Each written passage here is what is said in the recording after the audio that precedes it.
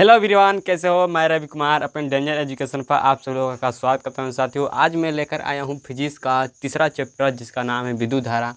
हम उसका ऑब्जेक्टिव करेंगे उस चैप्टर का। साथियों चलते हैं, हम शुरुआत करते हैं। और जो मेरे साथी चैनल पहली बार आए हैं, चैनल सब्सक्राइब करें और शेयर करें, लाइक करें। साथियों चलिए, तो हमारा पहला सवाल है कि विद्युत आवेश कितने प्रकार के होते हैं। विद्युत आवेश कितने प्रकार के होते हैं? तो विद्युत आवेश दो प्रकार के होते हैं। कितने प्रकार के? दो प्रकार के होते हैं। वह कौन कौन? तो पहला आपका होता है धन, जिसे हम कहते हैं प्लस। दूसरा आपका होता है ऋण। क्या होता है? ऋण होता है। ठीक है।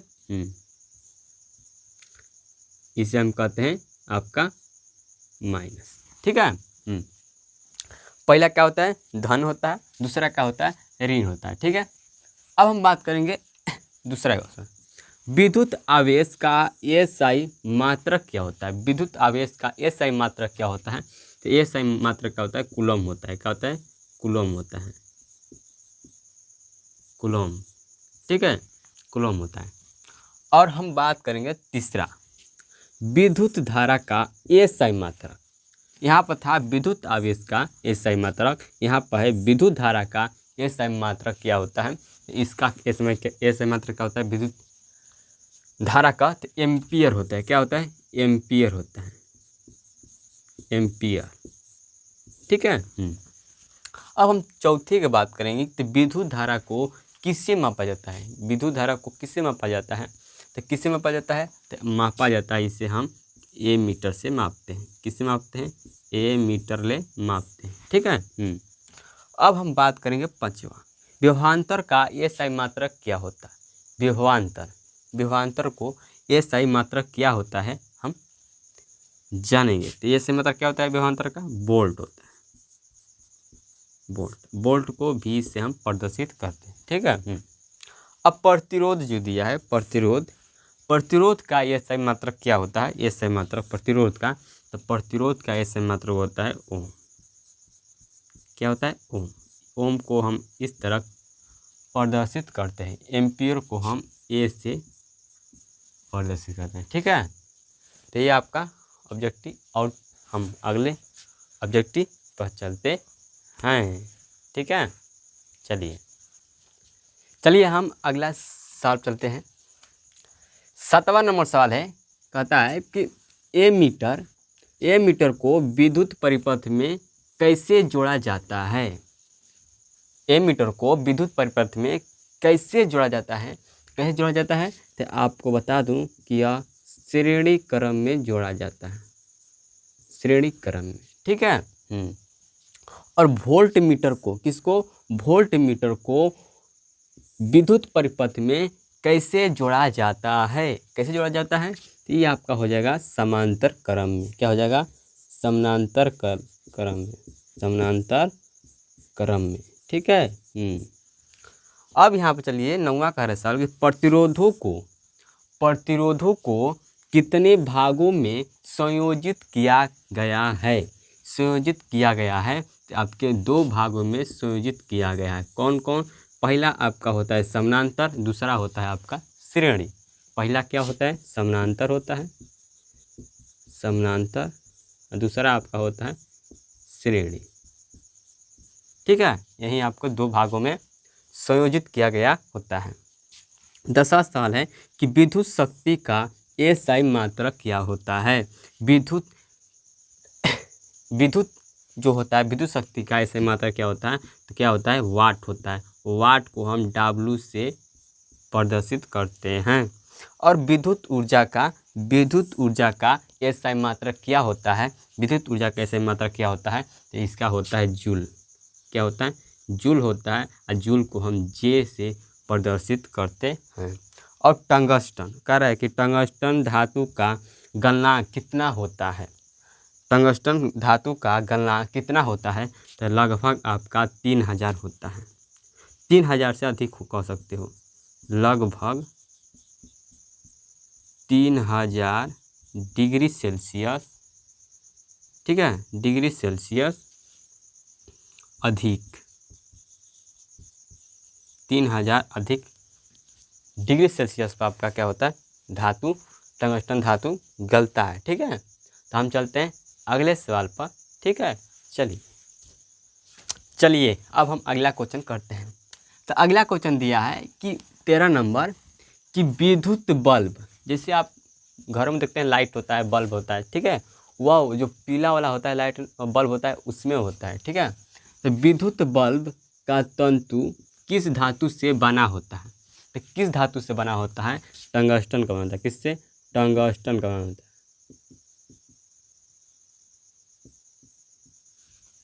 टंगस्टन का बनता है। ठीक है, होता है। ये आपको जब बल्ब जब होता है ना, जो बल्ब होता है इसमें पाया जाता है। ठीक है, ये टंगस्टन का होता है। ठीक है, किसका होता है? यह टंगस्टन का होता है, टंगस्टन का होता है। ठीक है, टंगस्टन का।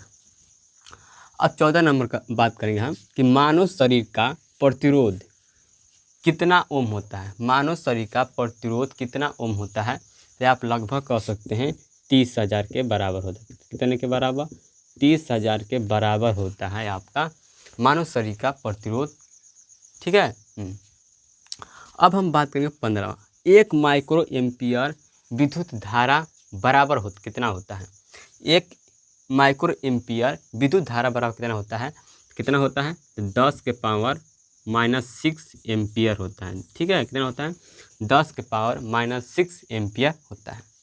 और हम 16 की बात करें कि 1 HP कहे तो हाई पावर, नहीं, HP का मतलब होता है हॉर्स पावर। क्या होता है? हॉर्स पावर, जिसे हम कहते हैं अश्व शक्ति, बराबर कितना होता है? कितना होता है? तो 746 वाट होता है। कितना होता है? 746 वाट होता है। ठीक है, अब हम बात करेंगे 17। तो 17 में दिया है कि किलोवाट घंटा बराबर होता है। किलोवाट घंटा बराबर कितना होता है? तो 1000 यूनिट होता है। कितना? 1000 यूनिट होता है। कितना होता है? 1000 यूनिट होता है। ठीक है, किलोवाट घंटा बराबर एक। ठीक है, अब हम बात करेंगे 18वां कि ओम का नियम, ओम के नियम का सूत्र क्या होता है? तो ओम के नियम का सूत्र होता है V बराबर I इंटू आर होता है। क्या होता है? V बराबर I इंटू आर होता है। अब हम बात करें 19वां में कह रहा है कि 1 कैलोरी, क्या 1 कैलोरी बराबर होता है? 1 कैलोरी बराबर होता है, कितना होता है? तो 4.2 जूल के बराबर होता है। जूल के बराबर होता है। ठीक है, जूल के बराबर होता है। तो हम चलते हैं और आगे, इतना तक हमारा हो गया और आगे हम चलते हैं। ठीक है, अगले प्रश्न पर। 20वां नंबर प्रश्न कर रहा है कि 1 कूलम विद्युत आवेश कितने प्रोटॉनों से मिलकर बना होता है? 1 कूलम विद्युत आवेश कितनों प्रोटॉनों से मिलकर बना होता है? ये कितने प्रोटॉनों से मिलकर बना होता है? तो आपका 1.6 गुणे 10 के पावर 19 प्रोटॉनों से मिलकर बना होता है। 21 नंबर सवाल को हम देखेंगे कि किसी कुंडली का प्रतिरोध ज्ञात करने का सूत्र क्या है? तो हम जानते हैं कि R बराबर क्या होता है? V/I।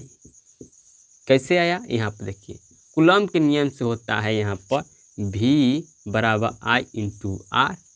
हमें कुंडली चाहिए तो यहाँ पर R गुणा है तो भागा में आ जाएगा। आइए आपका जब ये आपका गुणा में बन जाएगा तो इधर आएगा तो आपका भागा में हो जाएगा। ठीक है, अच्छा ही इसे I को नीचे हम कर देंगे तो आपका हो जाएगा। देखो I का हम नीचे भेज देंगे तो हमारा क्या हो जाएगा? V/I। ठीक है, R का हम निकल जाएगा। ठीक है, 22 नंबर सवाल को हम बनाते हैं कि विद्युत धारा के किस प्रभाव पर कार्य करता है? विद्युत फ्यूज विद्युत धारा के किस प्रभाव पर कार्य करता है? किस प्रभाव पर कार्य करता है? तो ऊष्मीय प्रभाव पर कार्य करता है। ठीक है, अब नीचे है 23 नंबर सवाल कि विद्युत तीव्रता का SI मात्रक क्या होता है? विद्युत तीव्रता का SI मात्रक क्या होता है? तो क्या होता है? वोल्ट प्रति मीटर, वोल्ट प्रति मीटर होता है। ठीक है। अब हम 24 नंबर सवाल को देखेंगे। कह रहा है कि विद्युत ऊर्जा का व्यवसायिक मात्रक क्या होता है? तो व्यवसायिक मात्रक होता है आपका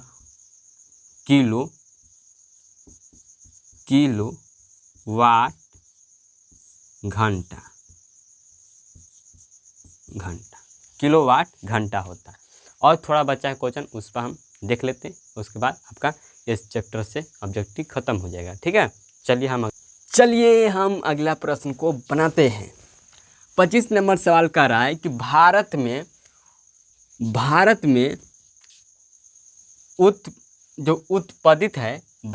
उत्पादित प्रत्यावर्ती विद्युत धारा की आवृत्ति क्या होता है? ठीक है। भारत में उत्पादित प्रत्यावर्ती विद्युत धारा की आवृत्ति क्या होती है? तो 50 हर्ट्ज होता है। क्या होता है? हर्ट्ज।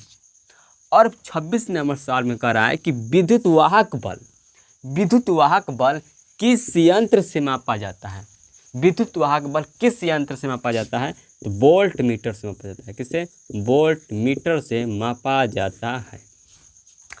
अगला सवाल है कि बैटरी से किस प्रकार की धारा प्राप्त होती है? जो आप लोग चलाते हैं, लाइट बारते हैं, मोबाइल चलाते हैं, ठीक है। आप जिस मोबाइल चलाते हैं उसमें भी बैटरी होता है, तो बताइए उससे कौन सा धारा आपको मिलती है कि आप मोबाइल चलाते हैं? तो कौन सा धारा होती है? तो दिष्ट धारा होती है। क्या होते हैं? दिष्ट धारा होती है। ठीक है। दिष्ट धारा क्या होती है? दिष्ट धारा क्या होती है? दिष्ट धारा जो होती है जिसे हम बार बार रिचार्ज मतलब कि बार बार हम इसे इसका करते हैं चार्ज कर सकें, रिचार्ज नहीं चार्ज कर सकें। ठीक है। एक चार्ज खत्म हो गया तो फिर चार्ज कर सकें। ठीक है। यही होता है आपका दिष्ट धारा होता है। अब 28 नंबर सवाल है कि विद्युत आवेश एक क्वांटम का मान कितना होता है? विद्युत आवेश के एक क्वांटम का मान कितना होता है? तो आपका होता है 1.6 गुणे 10 के पावर -19 कूलम होता है। क्या होता है? कूलम्ब होता है। ठीक है। अब हम बात करें 29 सवाल में।